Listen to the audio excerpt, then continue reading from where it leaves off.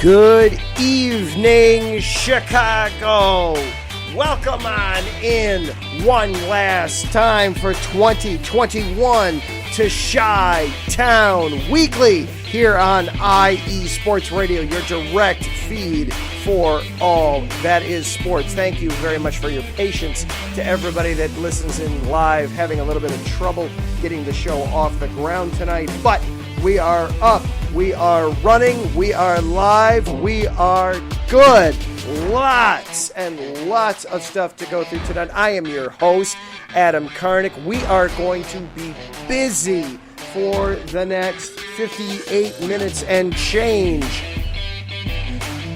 Lots to go over in the basketball world. The Bulls are on their longest winning streak in 4 years. They absolutely dismantled the Atlanta Hawks tonight. We will break down that game as well as the busy week the Bulls have had the last few nights.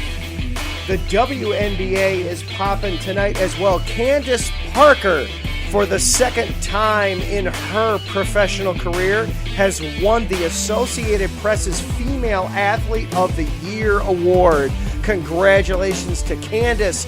We will be talking about that. And the Bears won a game. It was a Christmas miracle in Seattle. Did it really mean anything, though? We will talk about that, plus some more with the Bears, and then, unfortunately, we have a couple of football icons to memorialize and eulogize before we get out of here tonight. All that and more on Chi-Town Weekly. Buckling on up. Let's roll.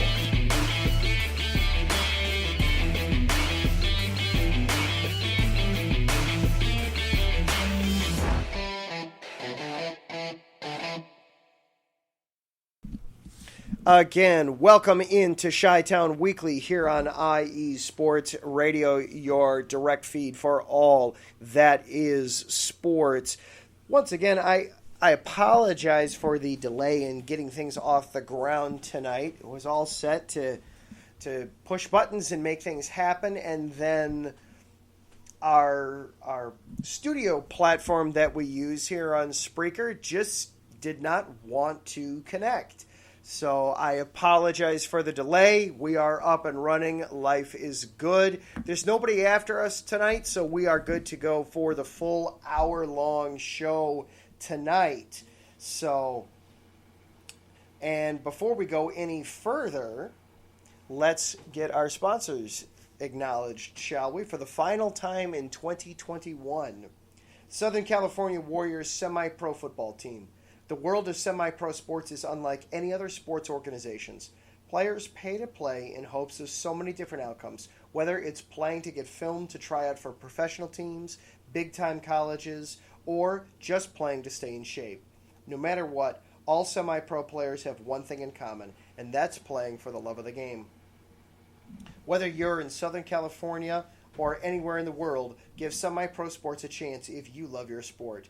You may get that second chance you've been waiting for as an athlete. Find them on Twitter at SoCal Warriors, Instagram at Southern California _Warriors, or go to Facebook and search Southern California Warriors. And Background Check International. Businesses, are you looking to background check a new hire on? Let Kit Fremen take care of that for you.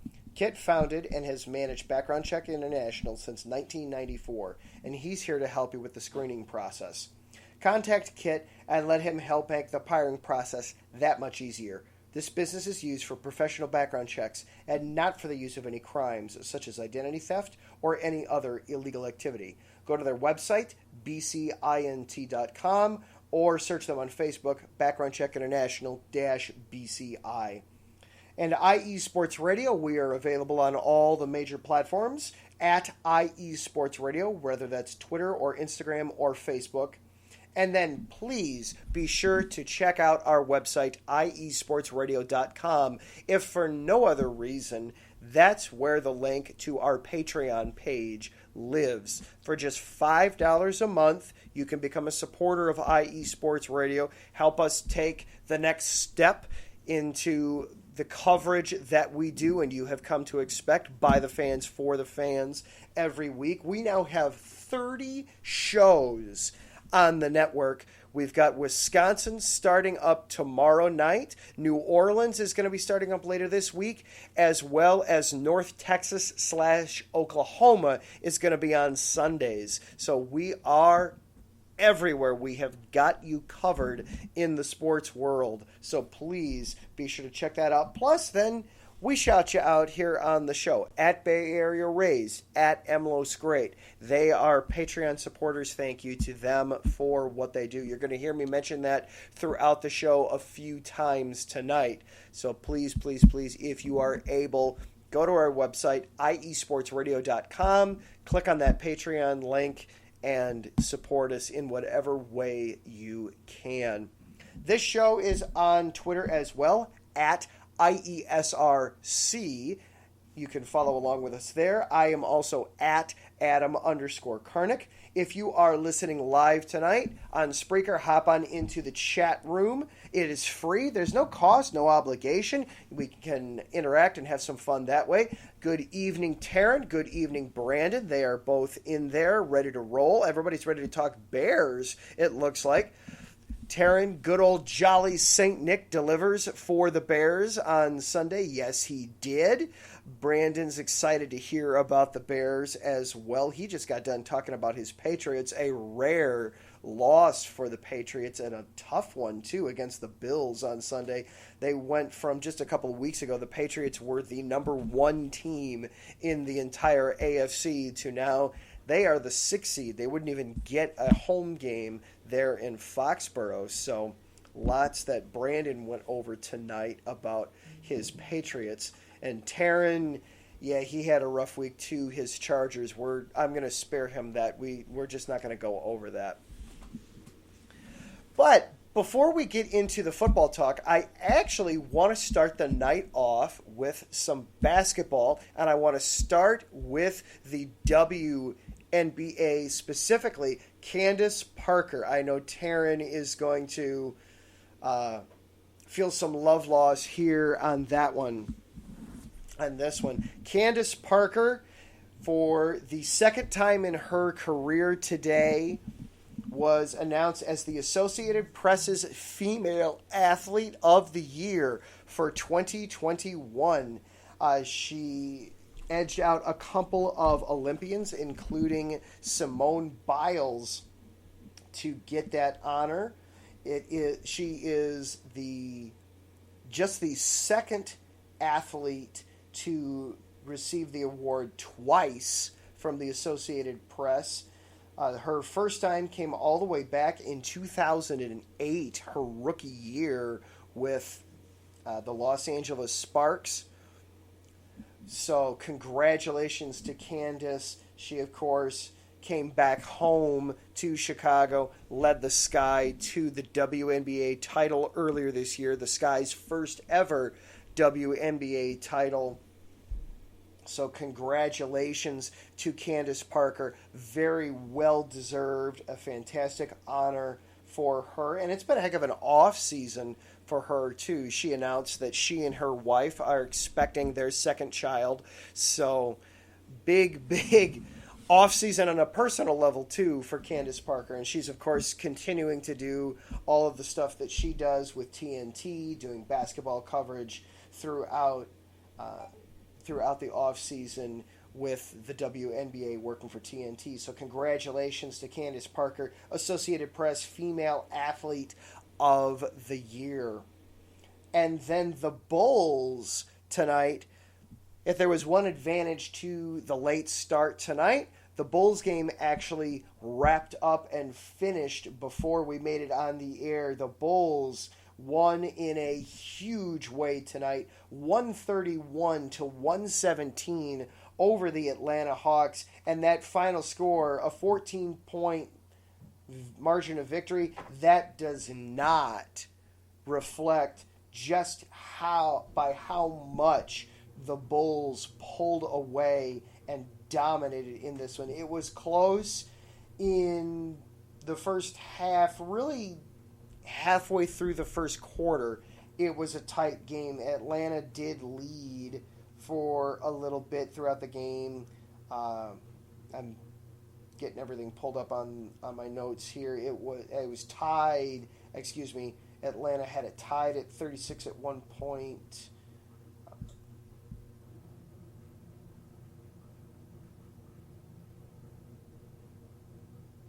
But Atlanta, other than just a couple of point lead, 4-2 early in the first quarter, that looks like it was, yes, that was Atlanta's largest lead of the night.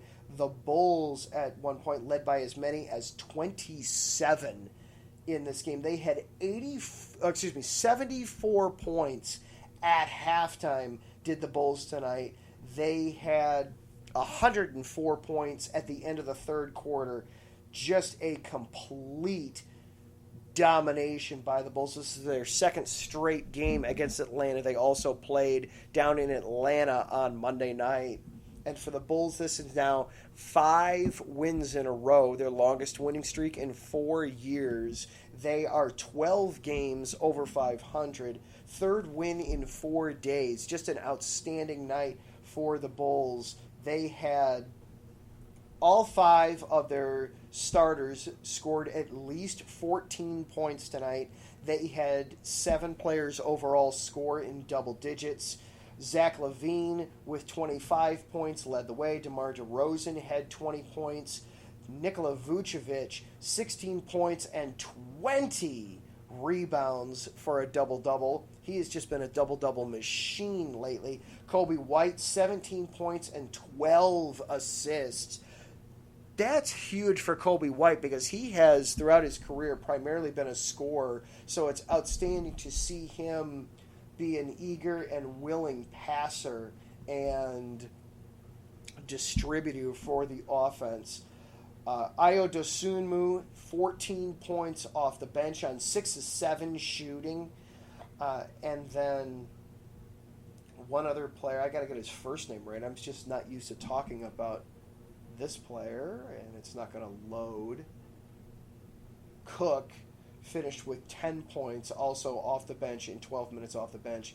Troy Brown Jr. did have 23 minutes off the bench tonight. He finished with just 4 points. But a balanced night for the Bulls in just absolutely undressing Atlanta. Atlanta did have Trae Young for the second straight game.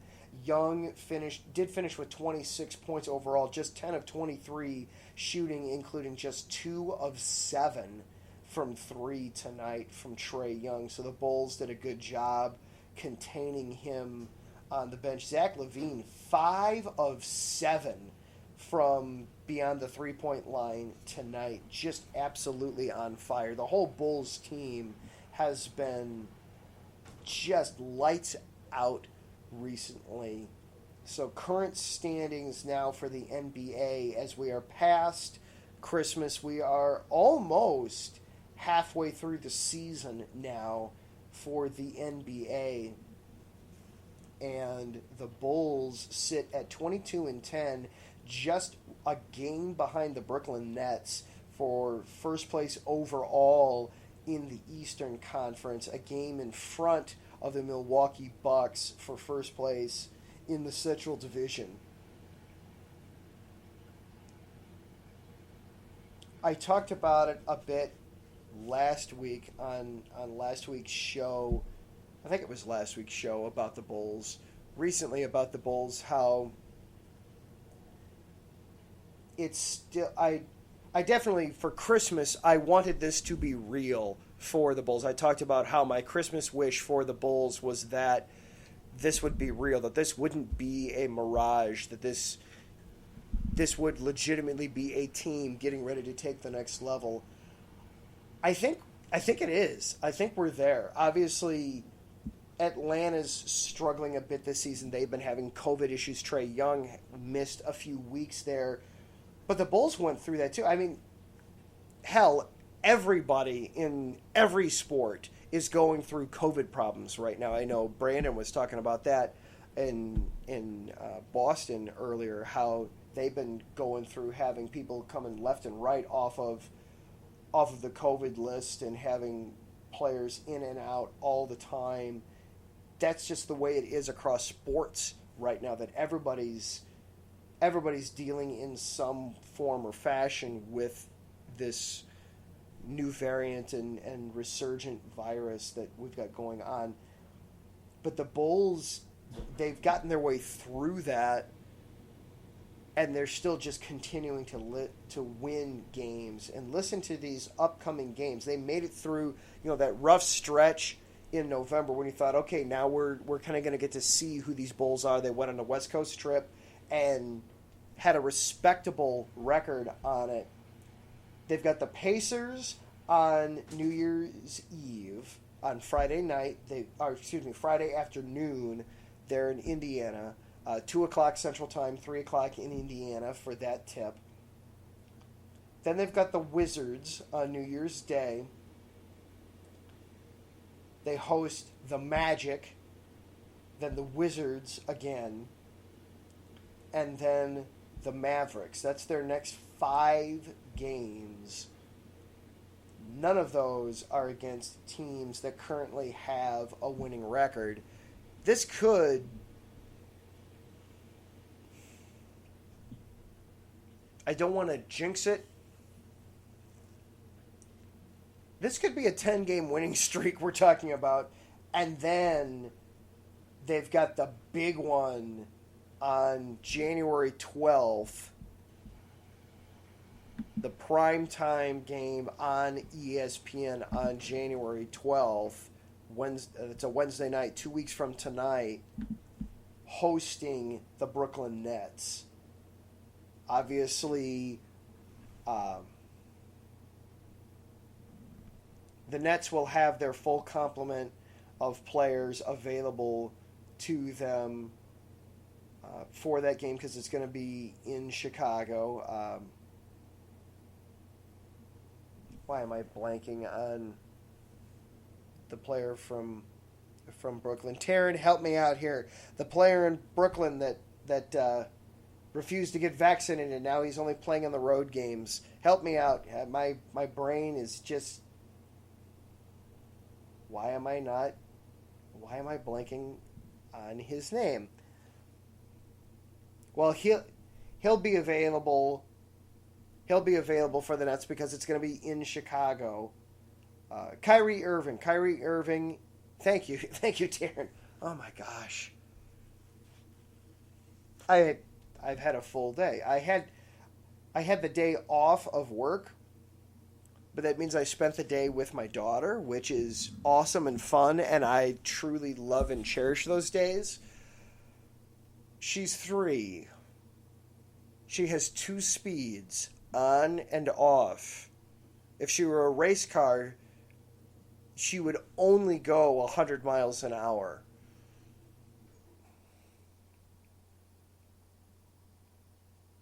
There's definitely times where I get done with these days, and it's all I can do to.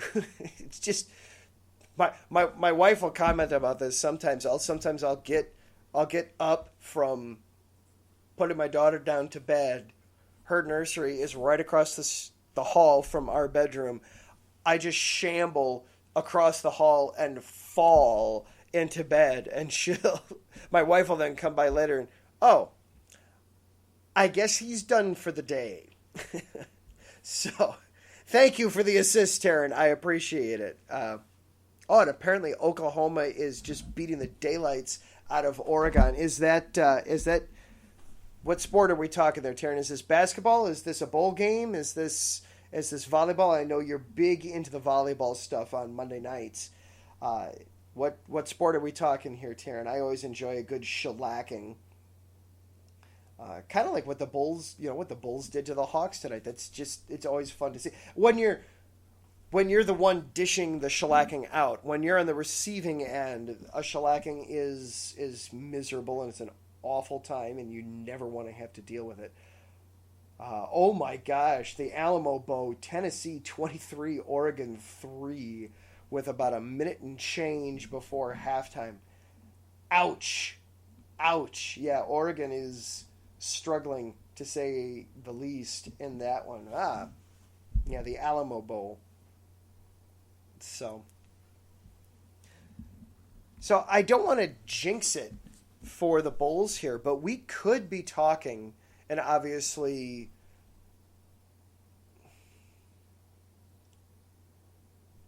the Pacers and I got to pull that schedule up for the Bulls again. The Mavericks are still the Mavericks and the Wizards are still quality teams in the NBA. Orlando, I'm not sure. They're 7-28. I know they did beat the Bulls about a month ago. I feel like that was a mirage. That should not happen. The only reason that would happen in this case is because it would be, for the Bulls, it would be, my goodness, it would be like their, let's see,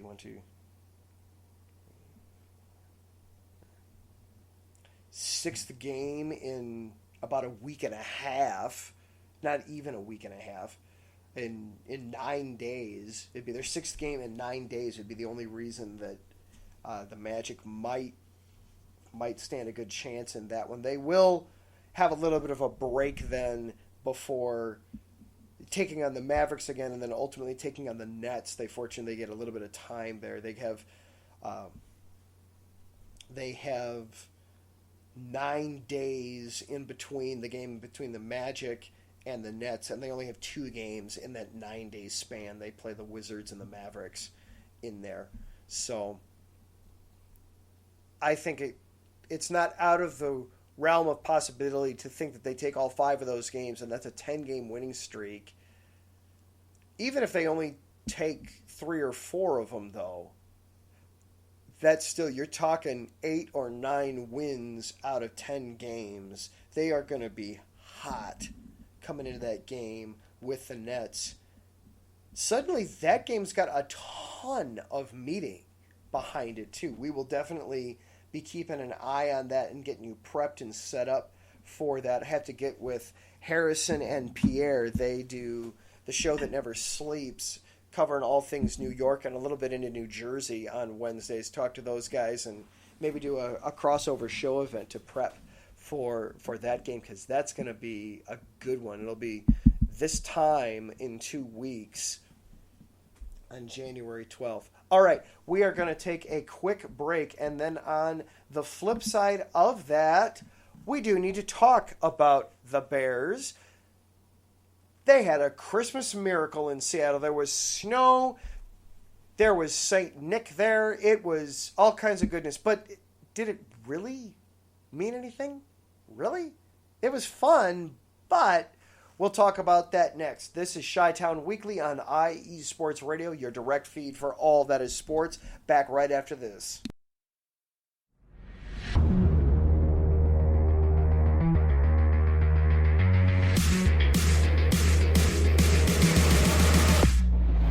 Are you a Minnesota sports fan? If you are, you should join me, AJ, on my Thursday night podcast called Frozen Takes with AJ on IU Sports Radio. I talk about all things Minnesota sports, from the Vikings to Lynx basketball. Every week I talk about the good and the bad of sports in the land of the Frozen Lakes. Join me Thursday nights at 8 p.m. Central Standard Time for your Minnesota sports show on IU Sports Radio, your direct feed for all that is sports.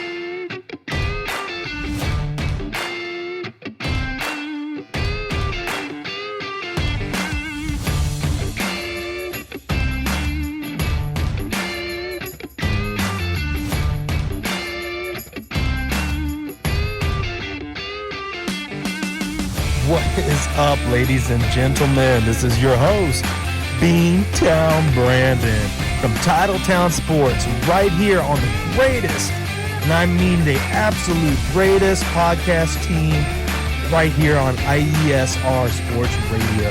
That's right, Come join me every Wednesday at 9 p.m. Eastern Standard Time, live from the greatest city on earth, Boston, Massachusetts, here to talk about all things Boston sports. That is right, baby. We get in to talk about some Boston Red Sox, Boston Celtics, Boston Bruins, New England Revolutions, Boston College Eagles, and of course, your host's favorite team of all, the New England Patriots, baby. Woo! That's right. Come join your host, Beantown Brandon, and let's relive all the glory days of the past, all the great championships that we've endured, all the horrible, heartbreaking losses that even yours truly chooses to forget. So you know what? Grab an ice-cold Samuel Adams. Come with me to Faneuil Hall as we go pick up that lobster roll we've been craving earlier in the week. Let's get some clam chowder, warm ourselves up to some Titletown sports. Any way you like it, we're going to have a blast. So you know what to do. Join your host, Beantown Brandon, every Wednesday at 9 p.m. Eastern Standard Time, coming at you from the home and the heartland of Boston, Massachusetts, to represent your New England and Boston sports. Weekly, right here on Titletown Sports, IE Sports Radio, your direct feed for all that is Boston sports. See you there.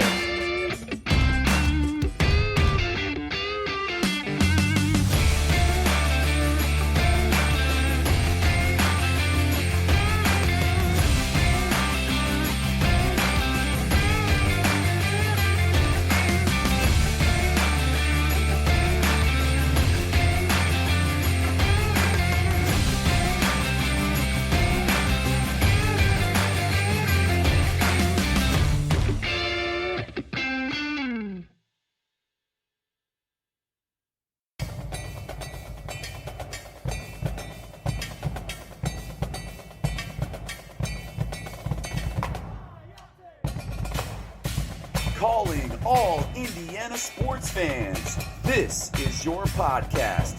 Welcome to High Octane Entertainment on IE Sports Radio.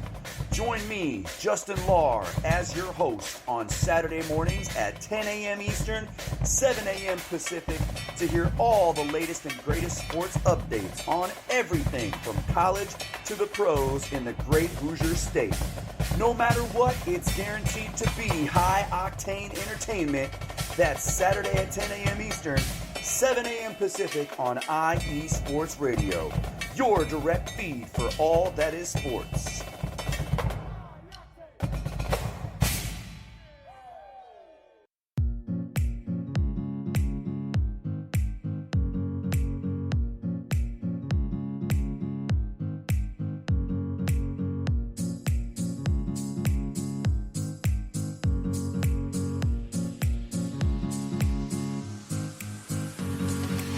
Hey there, sports fans.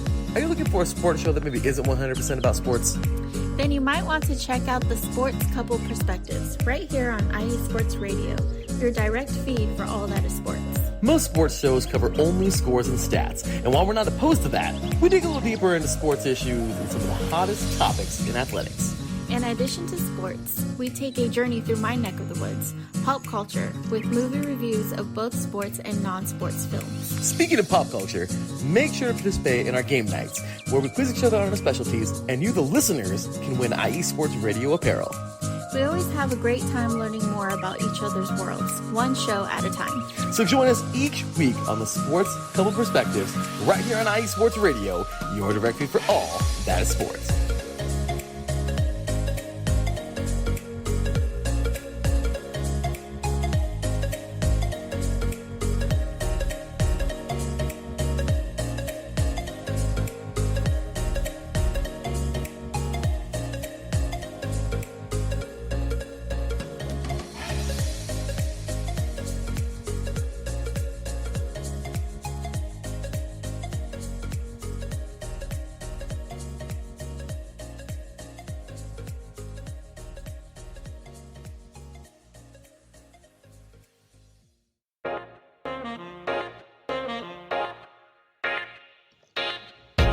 What is going on, everybody? My name is Harrison Glazer, and and we're coming at you from the Show That Never Sleeps podcast. I cover the Jets, the Islanders, the Nets, and the Yankees. This is Pierre Moss, and I cover the Mets, Knicks, Rangers, and the Giants. Our show is live every Wednesday through Spreaker and a bunch of other ways to get our content. Again, we're the Show That Never Sleeps podcast. We talk about all those New York sports. It's a lot of fun. We get into all of it. Please tune in. Again, that's Wednesdays at 6 p.m. And we look forward to having you guys right here on IE Sports Radio, your direct feed for all that is sports.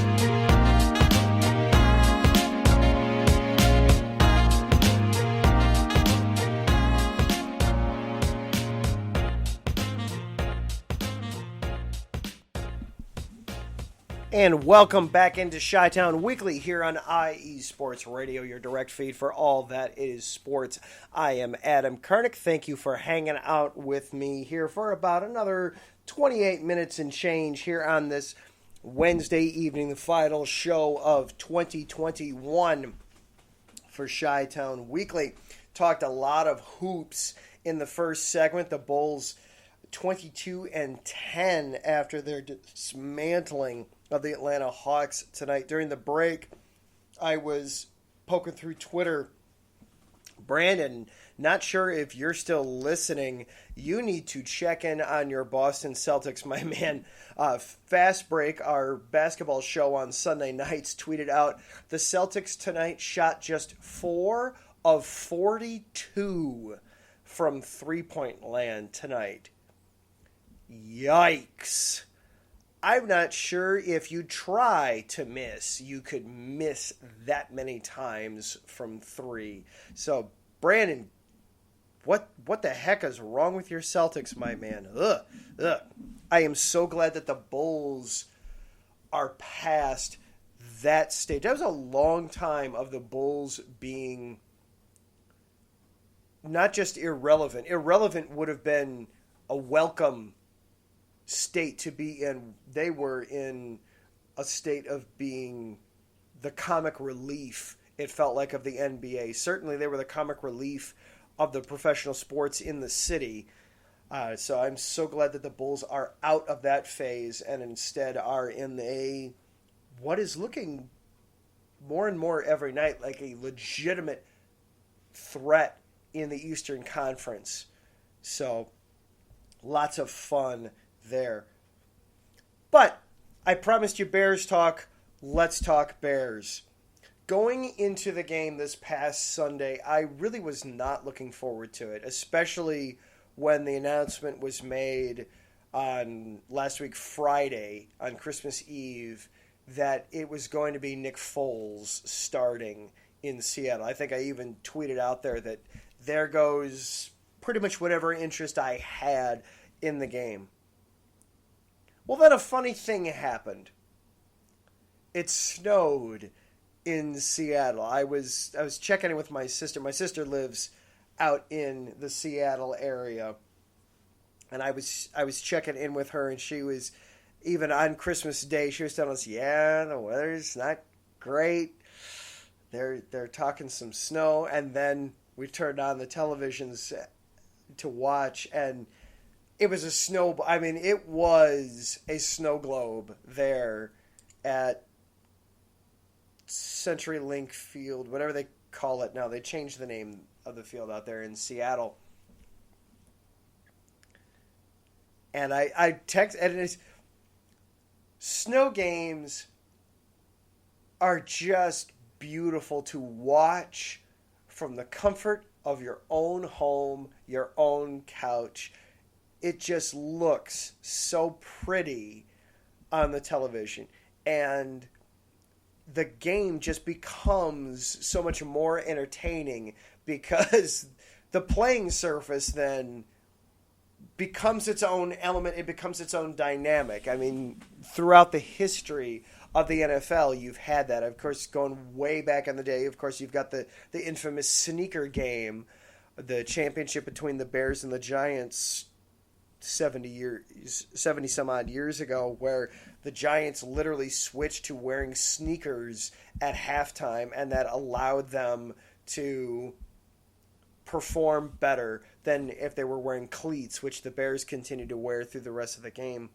So that snow always creates a fun dynamic, a fun element. It just makes the game inherently more fun to watch. My sister was not enjoying the fact that it was snowing. She was quite upset. I texted her, "Oh, that looks so pretty." She said, "Yeah, come here and go drive in it." But then the game itself,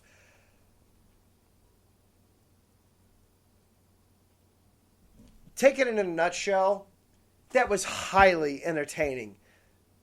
The Bears, down 10 going into the fourth quarter, wind up scoring, wind up coming back. Nick Foles leading that excellent drive down to end the game. And then Matt Nagy deciding, I've got nothing to lose, I'll go for 2, which was... I was stunned. I was shocked. I had my phone out as soon as Jimmy Graham scored.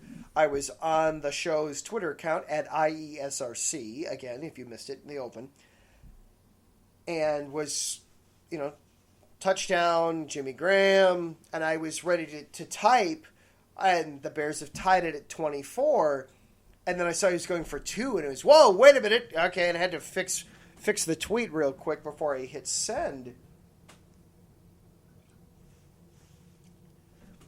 I just did not think he was going to do that. I did not think he was going to go for 2. It made all the sense in the world to go for 2. It's less than 2 minutes to go in the game.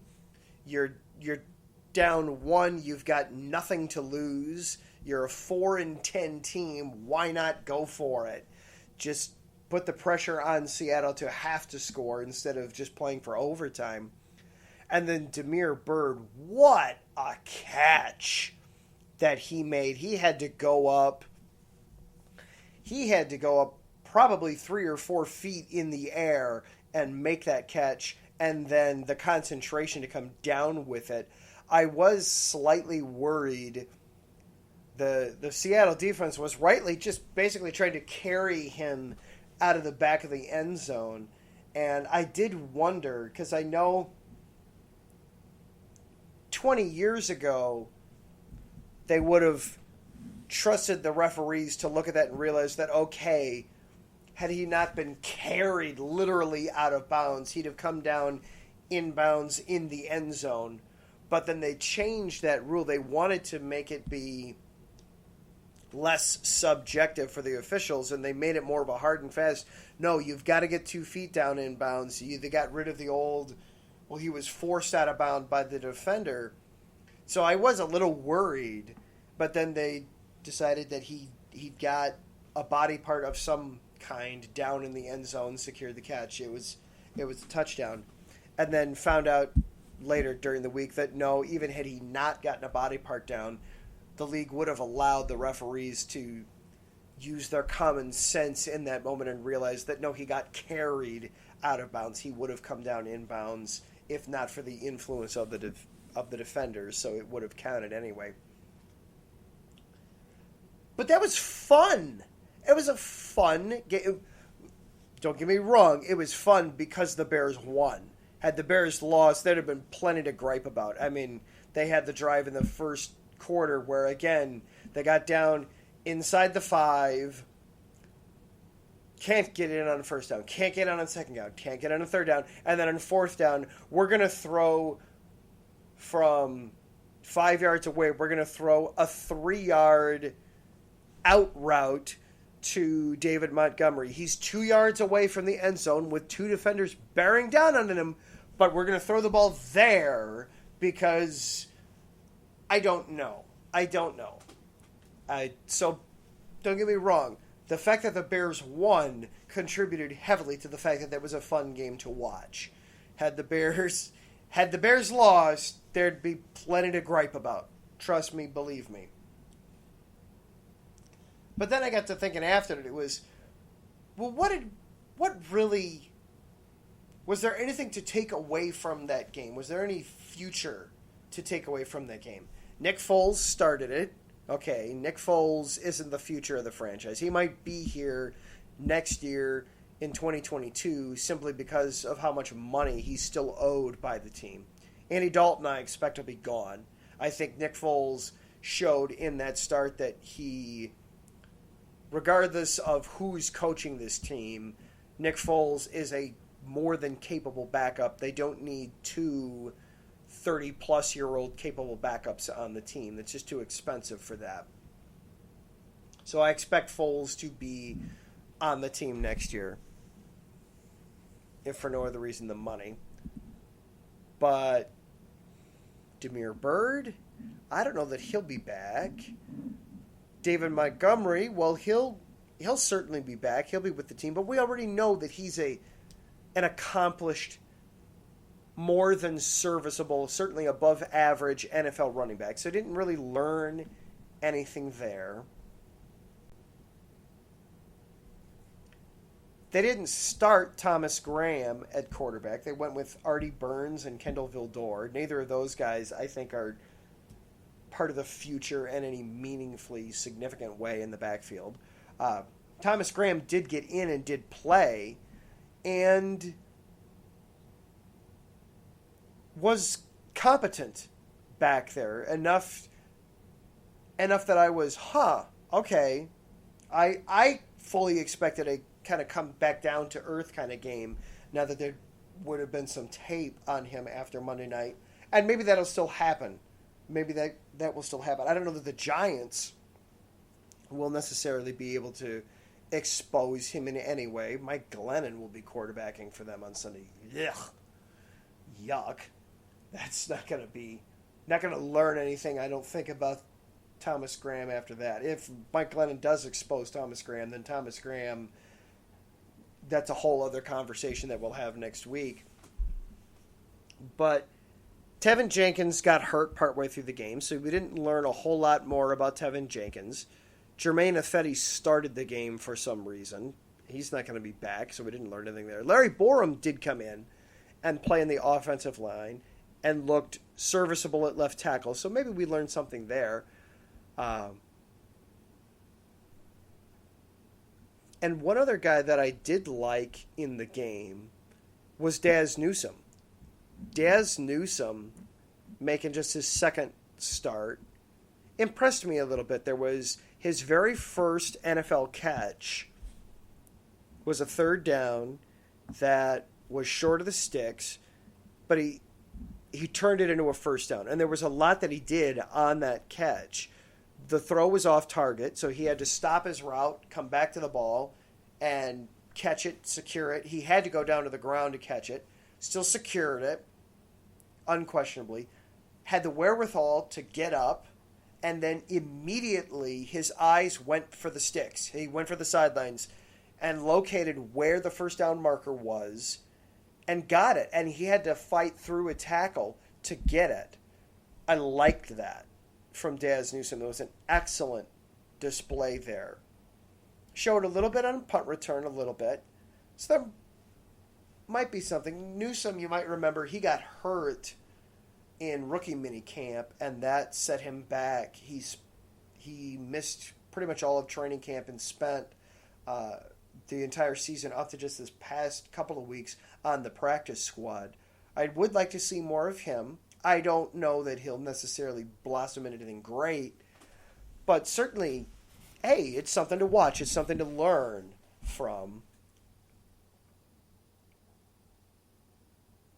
So little small pieces here and there, things to pick up. But without Justin out there, without Justin Fields, you do have to try harder to be finding things and reasons to be watching the Bears. One thing that we did learn, and it did get set, I'm pretty sure, into stone, is the Bears will be finishing third in the NFC North. They definitely will be finishing ahead of the Lions, and even though they could finish with the same record as the Vikings, they could ultimately both finish 7-10. If the Vikings lose out, they've got the Packers and then the Bears. And if the Bears beat the Giants and then beat the Vikings, they would both finish 7-10. I believe the Vikings would still ultimately finish with the better record. You have to go a long way down the tiebreaker list because they would have split the regular season. They would have the same divisional record. They would have the same record against common opponents. They would even have the same conference record. So you'd have to go all the way down to the fifth tiebreaker, which I had to look it up. It is strength of victory, which is basically how good were the teams that you beat. Well, the Vikings, one of their divisional wins is against the Packers, and the Packers in this scenario would finish with a minimum of 13 wins. The Bears don't have anybody on their list of wins from this season that is anything close to that. So I do think the Vikings have secured second place in the division. So that does mean, looking ahead, we do know 16 of their 17 games for next season, if you want to look that far ahead and start planning. Of course, the divisional teams, they're going to go to and host the Lions, the Packers, the Vikings. They're going to play the entire NFC East, so they'll be at Dallas, at the Giants, hosting Philly, hosting Washington next season. They'll be at the entire AFC East next season, so they'll be at Brandon's Patriots, at the Jets, hosting the Bills, and hosting the Dolphins next season. They'll be hosting an NFC West team, which we know will be San Francisco. San Francisco is going to finish third in the NFC West, so the Bears will host the 49ers again. They will be hosting an AFC South team, which we know will be Houston. Houston is locked up third in the AFC South. The only game left is they're traveling to an NFC South club next year, so they'll travel to either the Saints or the Falcons. We'll find that out, whichever one of those two finishes in third.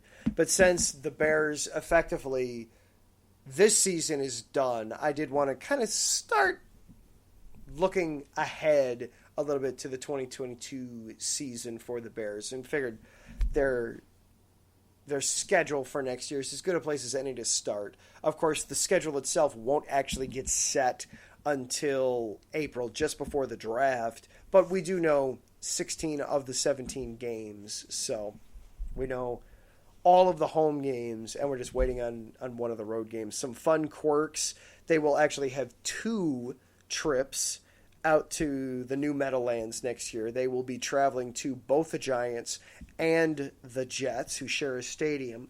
That'll be the first time that's happened since 2006, the last time the Bears went to the Super Bowl. A wonderful coincidence. Maybe that'll happen again. I don't know. So trips to both the Giants and the Jets. I do expect that there will be multiple games that will wind up being nationally featured.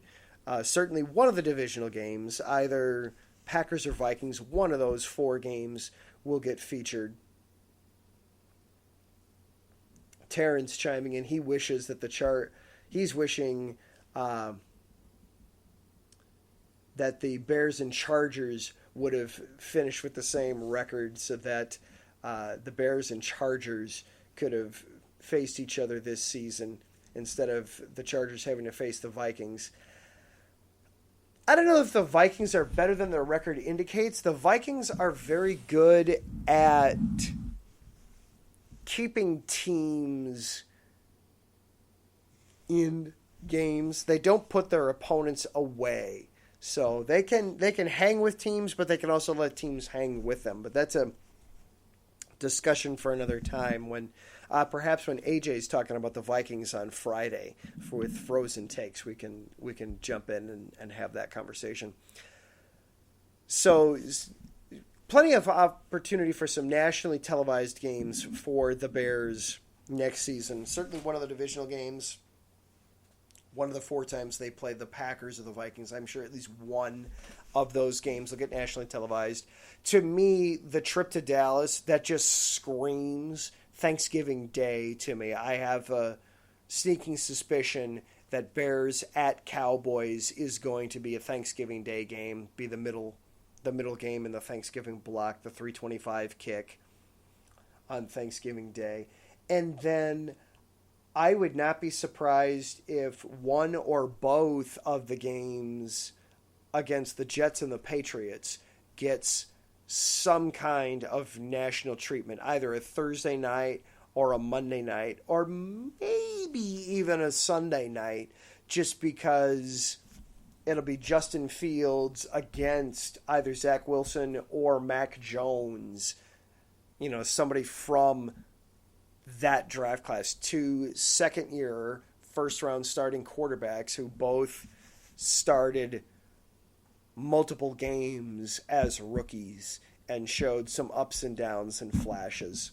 So I would not be surprised at all if one or both of those games gets put into some kind of a spotlight next season. The other thing, too, with the Bears having 9 home games on the docket, the entire NFC will have 9 home games on the docket for next season. I expect one of those 9 to get moved overseas. The Bears did recently get given a home market. I think it was in Germany. They were granted some home turf there. So the league is trying to expand and put more games overseas to try to grow the game internationally. I'd be shocked if one of the Bears' home games, since they would still get the 8 to play in Soldier Field, if one of their home games gets moved overseas. I wouldn't expect it to be one of the divisional games, but maybe something like the 49ers or the Texans, even something like that, to get moved overseas and get flexed and shown off like that.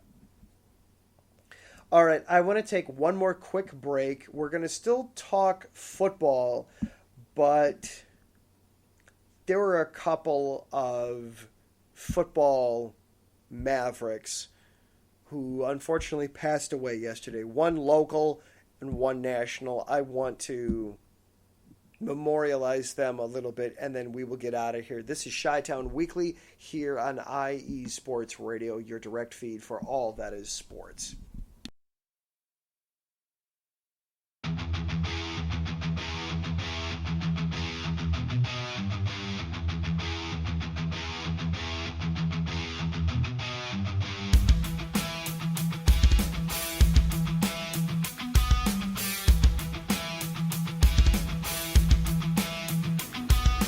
What is going on, everybody?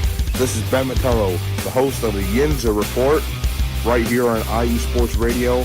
I'm bringing you the latest in the Steel City, the City of Champions, from the Steelers, the Penguins, the Pirates, as well as the college game with both Penn State and Pitt. You could join me every Tuesday afternoon at 1 o'clock Eastern Standard Time, right here on IE Sports Radio, where I'll be talking about everything from the Steel City, the City of Champions, right here on IE Sports Radio, your direct feed for all that is sports.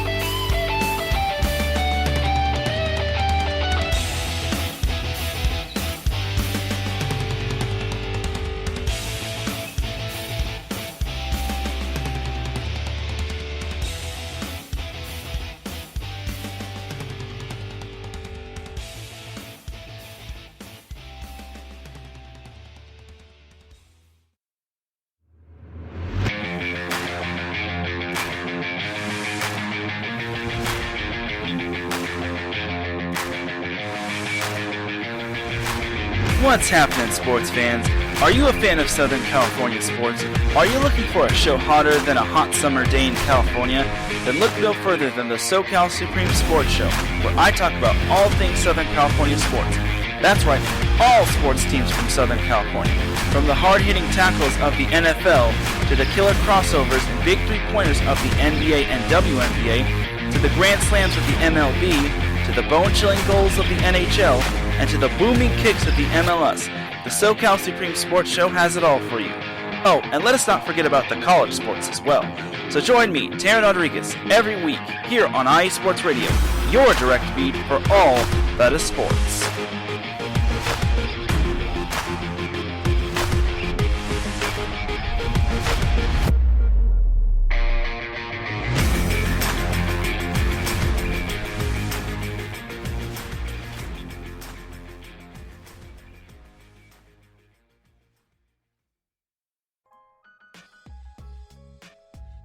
Hey, what's up, sports fans?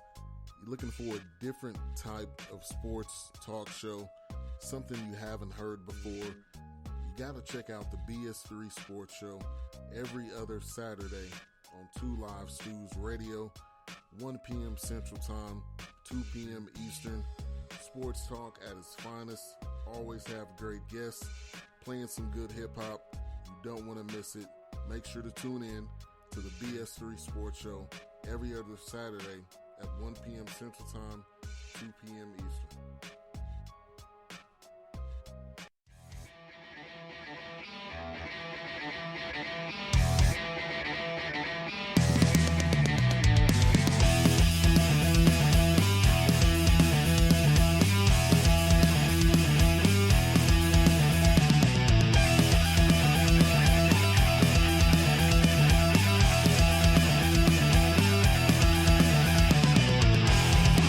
It's IE Sports Radio.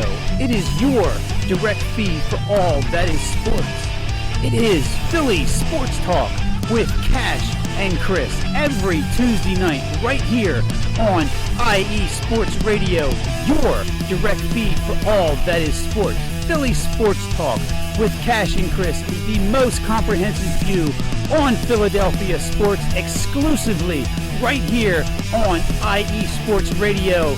You know what it is, your direct feed for all that is sports. Tuesday night, IE Sports Radio, Philly Sports Talk with Cash and Chris.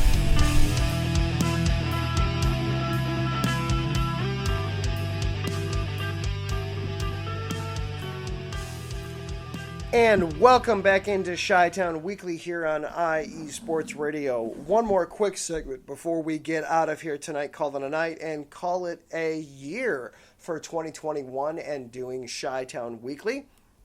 A quick note, starting in the new year, starting next week, we will be back on Monday nights. A new night, a new time. We will be Mondays at 7 o'clock Central Time. Yes, I know that goes up against Monday Night Football. It's all right. Have the game on television and just have me in your ears. It's all right. It'll be just fine.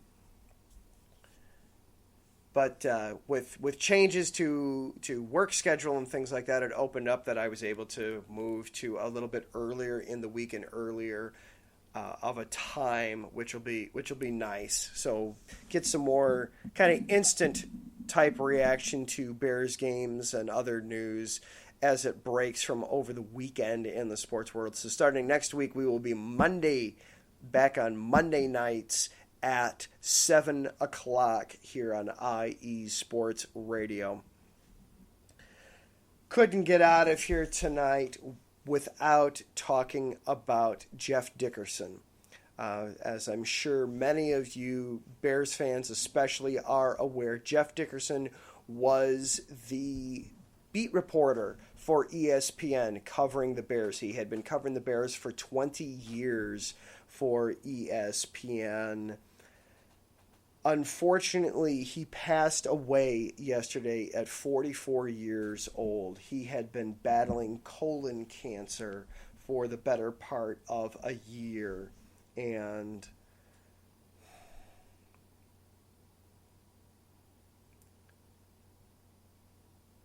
the cancer got him. I don't want to say that he lost, because he got a year of continuing to cover the Bears, continuing to do the job that he loved, and continued to be a dad for his young son, Parker. Parker is now 11 years old and unfortunately has lost both his parents to cancer.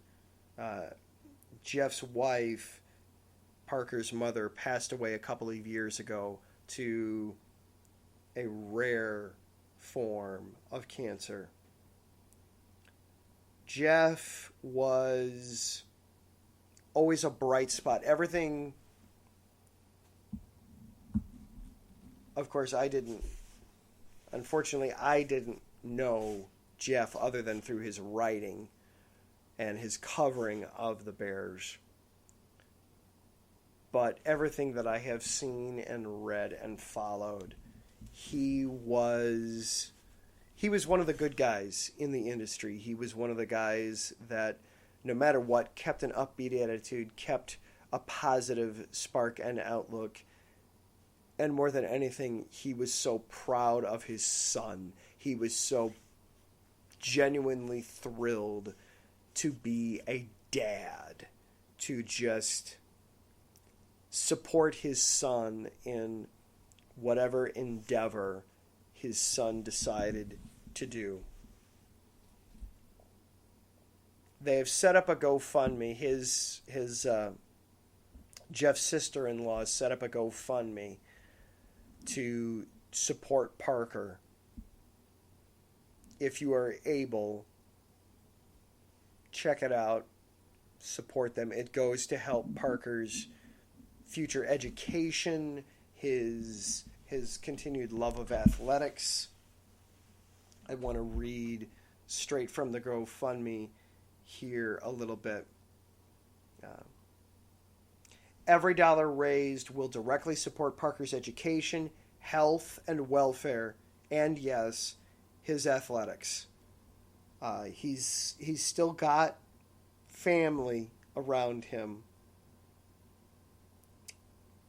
Their hope for this fund, it becomes a lasting tribute to a loving father, son, a great brother-in-law, uncle, professional coach, colleague, and friend. Donations to this fund will also benefit the Cancer Research Foundation, the V Foundation set up by ESPN in honor of Coach V.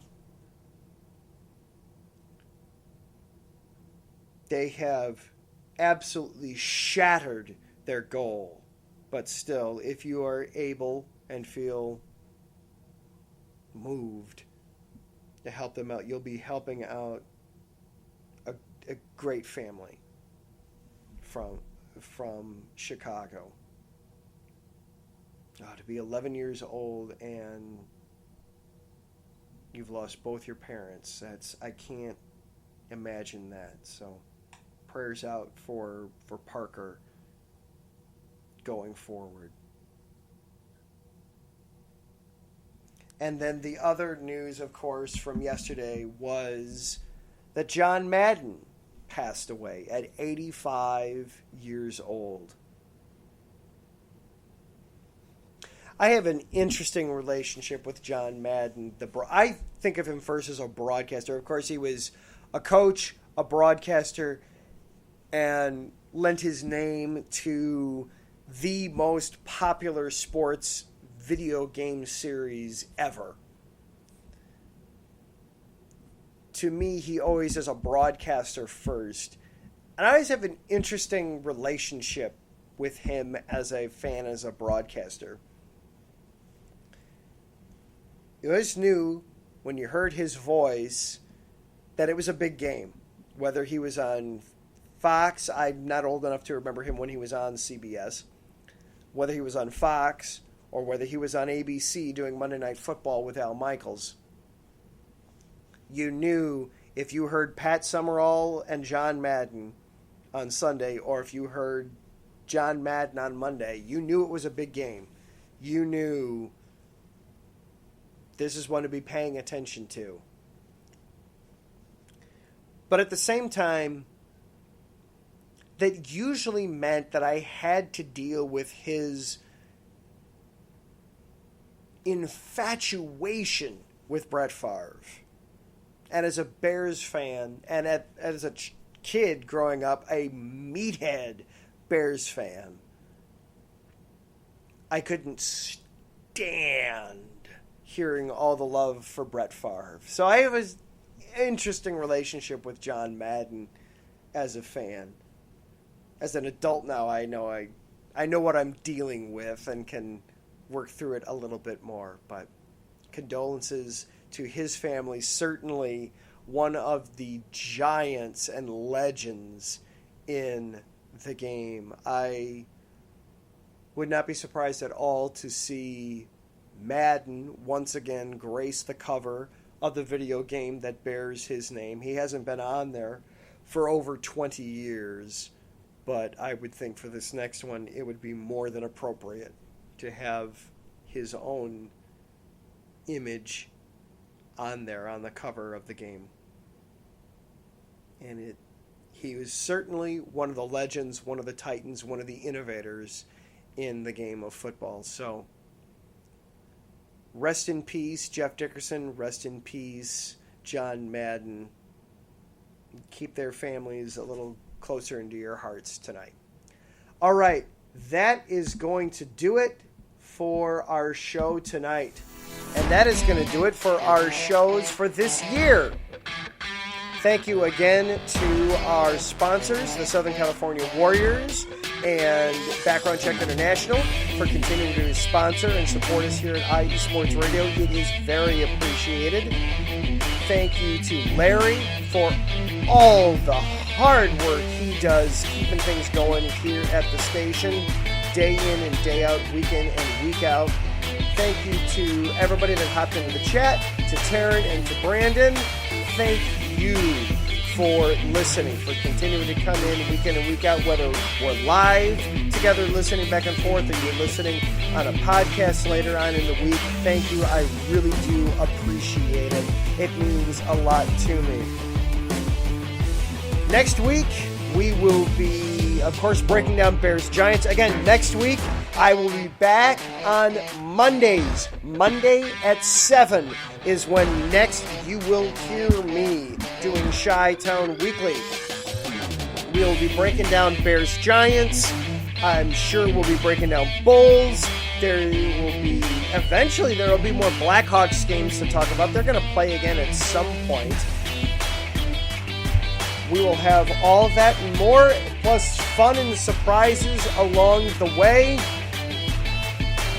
Go to our website, IE Sports Radio. Check out our Patreon page. If you're so inclined, donate to us. We would really appreciate it. In the meantime, stay safe. Enjoy New Year's Eve. Have fun Friday night. Enjoy the bowl games on Saturday. Enjoy the hockey. I do plan on watching the Winter Classic, even though it's going to be so cold in Minnesota Saturday night. Have fun. We will see everybody on Monday night. I am Adam Karnick for IE Sports Radio. Everybody be good. Bear down.